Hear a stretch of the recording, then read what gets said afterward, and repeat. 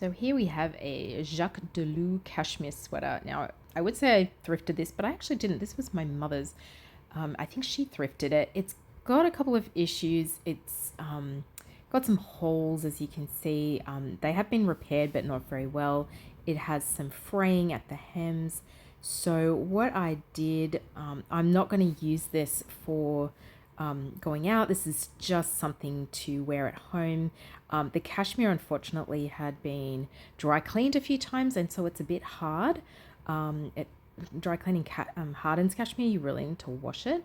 So what I did was I got some Bow Nash fusing powder, and I wanted to just rehabilitate those repairs.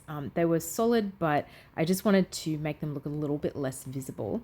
Next time I will actually do this process on the inside of the sweater, as it left a couple of shiny marks. Wasn't so worried about this one.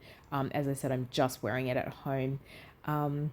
And with the frayed area on the hem, I attached some seam binding. As you can see here, I just pinned it on, and I actually zigzagged it as well. I just turned the cuffs and the hem on the ribbing up by half.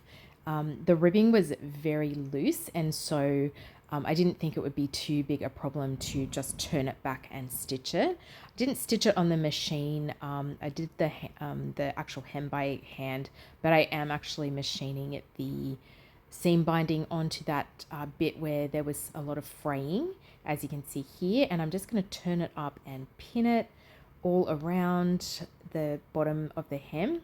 I didn't really need the ribbing to be super stretchy or anything, because it is quite a boxy fit. I think this might have been from maybe the 60s, given the fit and just the feel of it.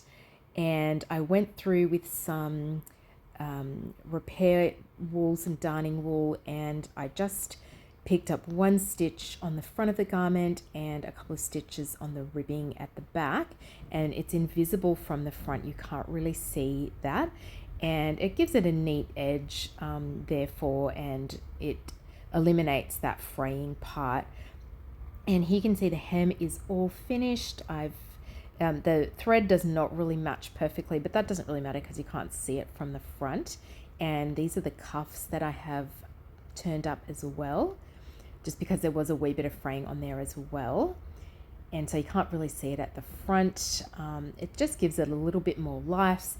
It will live to fight a few more years, maybe just as an everyday sweater for curling up by the fire, reading a book, just being at home.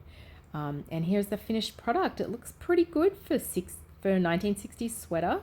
Those are the patches at the front, bit shiny. So I styled it with a pair of vintage jeans and some penny loafers for a college kind of look. What do you think?